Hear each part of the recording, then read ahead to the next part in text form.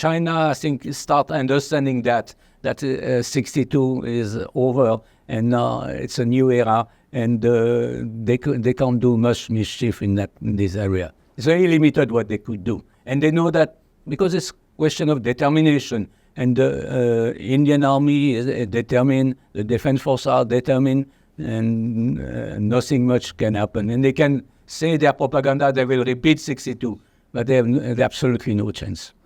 You're echoing what many military analysts and ex-servicemen have said, that 1962 cannot happen in the present age. One of the major differences is the role that the Indian Air Force didn't play actually in 1962 and what it can and will, if necessary, do now. Absolutely. The Indian Air Force was used just for supply. And if you look at the Battle of Namkachu, most of the dropping zone was on the Tsangdar Plateau. And more than half of the whatever was sand went in the ravine, and they couldn't get. So, but it was not used to stop the Chinese. They could have easily bombarded.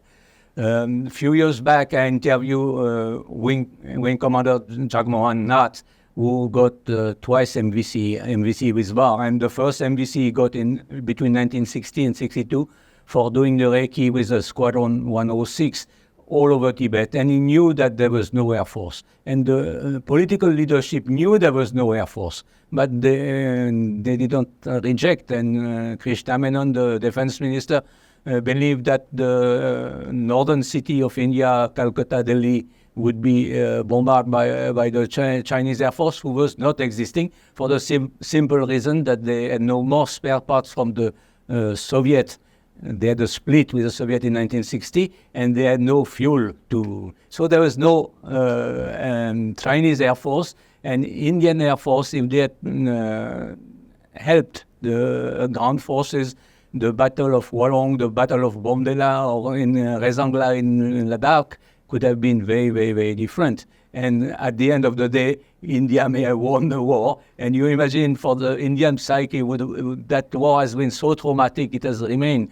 But that's, you can't redo the history, but history will not repeat. I hope, and I'm sure that leadership has understood that, and Air Force would be used. And also it's question of determination and will to fight. And actually it's something I saw when I went close to the LAC. I realized that that Tagla Ridge, which is the IB for India, the Namkachu, the river, it's not a river, because for me it was a myth. I've read so many books and documents, historical documents on Namkachu. It's a tiny nala in the middle of two ridges. One that you have the Tagla Ridge, and the other side the Atungla.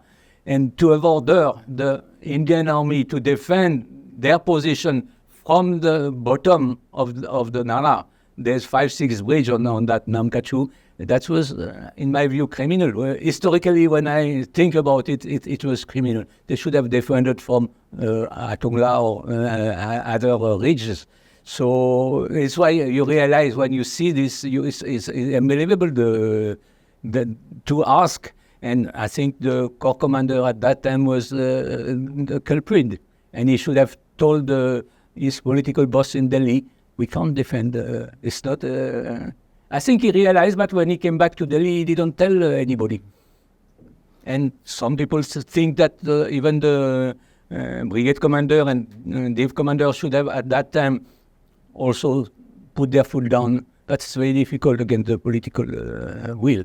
But today everything is different. I think the officers, they know their job, and they will tell the leadership that it's not possible.